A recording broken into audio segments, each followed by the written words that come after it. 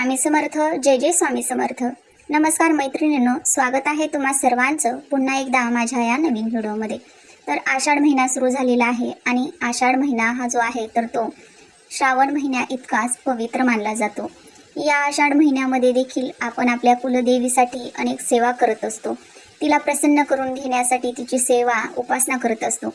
आषाढ महिन्यामध्ये अनेक जे सण आहेत तर ते साजरे केले जातात आणि त्यासोबतच या आषाढ महिन्यामध्ये आषाढी मंगळवारचं व्रत केलं जातं. त्यासोबतच या आषाढ महिन्यामध्ये आपण सवाष्ण भोजन जे आहे तर ते देत असतो.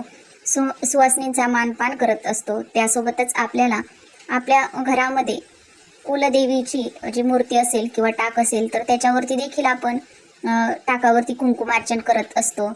त्यासोबतच आपल्याला या आषाढ महिन्यामध्ये आपल्या कुलदेवीची विशेष कृपा प्राप्त करून घेण्यासाठी हा जो उपाय आहे तर तो अतिशय महत्त्वाचा आहे. हा एक उपाय आपल्याला करायचा आहे.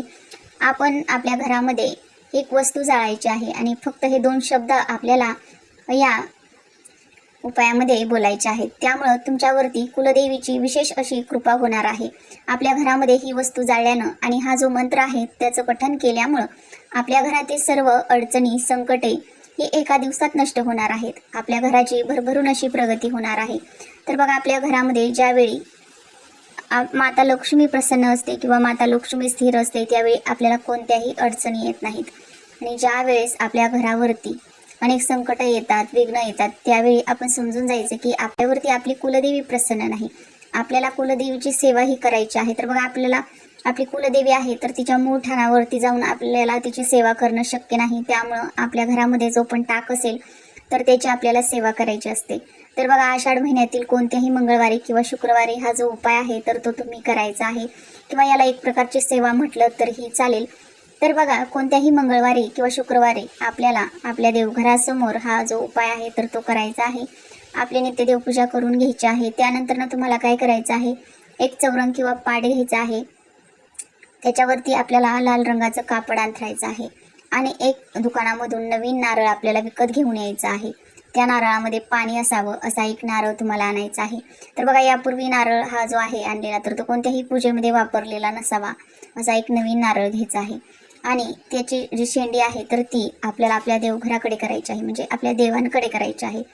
आणि त्यानंतर त्यावरती आपल्याला कापराच्या 3 वड्या ठेवायच्या आहेत. तर बघा, यासाठी आपल्याला एक नारळ आणि कापराच्या 3 वड्या लागणार आहेत. आणि यानंतर तुम्हाला काय करायचं आहे, 3 अखंड लवंग घ्यायचे आहेत त्यासोबतच बघा, फुलासहित असणाऱ्या. आणि तुम्हाला स्वतःला बसण्यासाठी आसन देखील घ्यायचं आहे. आणि नंतर एक एक करून कापराची वडी जी आहे तर ती तुम्हाला या नारळावरती प्रज्वलित करायची आहे. नारळावरती प्रज्वलित केल्यानंतर त्यासोबत एक लवंग देखील आपल्याला ठेवायची आहे. आणि आपल्याला ओम कुलदैवत जागृत जागृत जागृत स्वाहा या मंत्राचा जप करायचा आहे.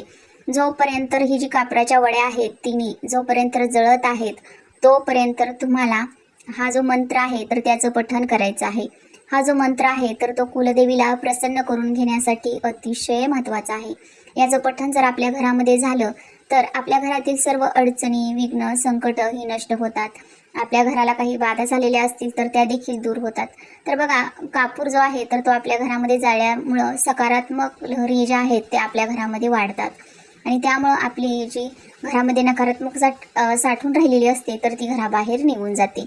आणि ही जी सेवा आहे तर ती कुलदैवताला प्रसन्न करून घेण्यासाठी किंवा कुलदेवीला प्रसन्न करून घेण्यासाठी अतिशय महत्त्वाची सेवा मानली जाते. म्हणून प्रत्येक व्यक्तीनं या आषाढ महिन्यामध्ये कोणत्याही मंगळवारी किंवा शुक्रवारी तुम्हाला जमेल त्या दिवशी ही जी सेवा आहे तर ती करायची आहे. यामुळे आपल्यावरती कुलदेवीची विशेष कृपा प्राप्त राहते. आपल्या घरावरती कधीही वाईट संकट, विघ्न ही येत नाहीत.